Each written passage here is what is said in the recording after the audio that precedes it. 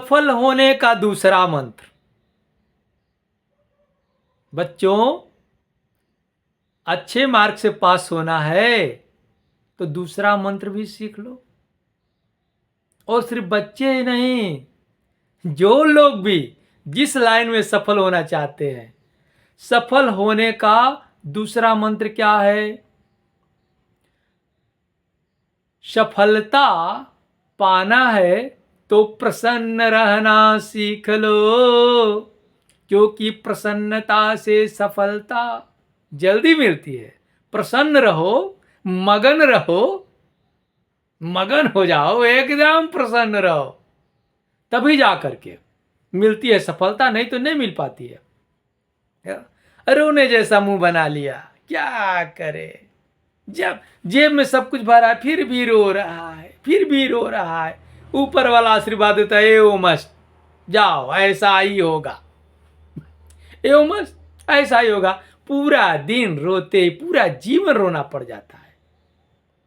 देखे हैं किसी के पास कुछ नहीं है, भूखा है मगर बताता नहीं है, और वो कितना मगन रहता है, प्रसन्न रहता है ना। स्त्रियां अपने मायके की कभी बुराई करती हैं? नहीं नहीं, बुराई नहीं करती हैं, बड़ाई करती हैं। भले ही कुछ न हो फिर भी बुराई नहीं करती हैं। प्रेम है ना, माँ के और पिता के कलेजे की टुकड़ी वह रहती है ना, वह टुकड़ा कितना प्रेम करता है, पराए जगह जा करके अब उसका घर हो जाता है, फिर भी मायके की बुराई नहीं करती है। क्यों? प्रसन्न। वहां भोजन भले ही ना मिला हो कभी किसी टाइम, लेकिन ये नहीं बताती है कि मैं एक दिन बगैर भोजन किए सोई थी। ऐसा नहीं करती है बेटियां। बेटा तो कर देगा, कर देगा।